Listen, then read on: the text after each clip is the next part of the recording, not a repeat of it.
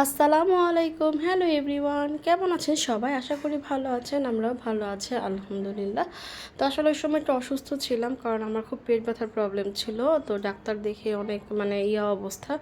যাই হোক, তো সেদিন ছিল আমার আরিয়ানের বার্থডে। আমার খালাতো ভাই অ্যান্ড আমাদের হচ্ছে ছোটো খালামণির ছেলেও, অ্যান্ড ওদের বাসায় হচ্ছে আমাদের দাওয়াত ছিল। তো এই যে হচ্ছে নানু, বড় খালামণি, তারপর হচ্ছে আমার হচ্ছে এই যে মামি, আমার যত খালা, মামা, কাজিন সবাই আমরা যাই। অ্যান্ড দেখলাম যে কীভাবে যেন সবার ড্রেস কালার ম্যাচ হয়ে গিয়েছে, এরকম একটা গ্রিন গ্রিন ভাব আর কি, গ্রিন পেস্টেল ব্লু, এরকম স্কাই ব্লু, সবার হচ্ছে এরকম টাইপের ছিল। তো এই তো বার্থডে কেক টেক কাটা শেষ, ওগুলো আমি তুলি নাই, আমার শরীরটা অত ভালো ছিল না। ওরা হচ্ছে যে কেক খাচ্ছে, ক্যারম খেলছে বাচ্চারা, ওরা সবাই আমার কাজিন, আরহাম, আরিয়ান, অর্ণব, আইমান, আনিশা, তারপর হচ্ছে এই তো আরও তোকে, অনিতা। তো তো আসলে আমার হচ্ছে অনেক কম ভিডিও ক্যাপচার হয়েছিল সেদিন। আসলে ভালো লাগে না গরমে, আর যেহেতু অসুস্থ ছিলাম।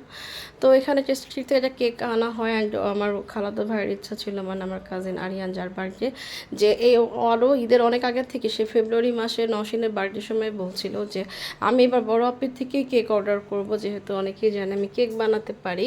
তো সবসময় ওদেরকে আমি গিফট করি, এখন সময়ের জন্য আমি বানাতে পারি না। তো বলতেছে যে আমি ঠিক আছে কিনে হলেও নিব বড় আপির কাছ থেকে, কিন্তু এতটাই ব্যাড লাগছে, বড় আপির সময় অসুস্থ ছিল, আমি বানাতে পারিনি।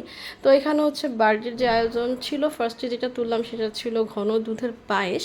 তারপর হচ্ছে খালামণি রান্না করে এগুলো সব।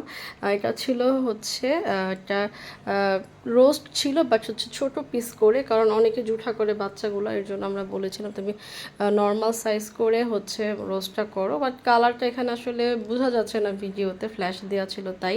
এটা ছিল দই ইলিশ, দই দিয়ে রান্না করা, টক দই দিয়ে, এটা অনেক মজা হয়েছিল।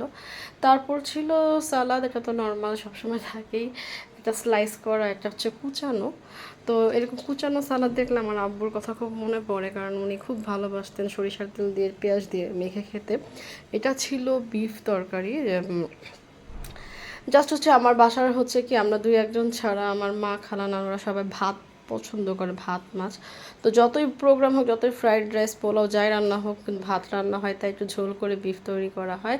ফাইনালি আমি আবার দেখিয়ে দিচ্ছি, এই যে আর এটা হচ্ছে পায়েস। তারপর হচ্ছে ছিল সাদা পোলাও। তো এটা বেড়ে নেওয়ার পর অল্প একটু ছিল, এটা আমি দেখাচ্ছি, আর বাকিটা চুলায় ছিল।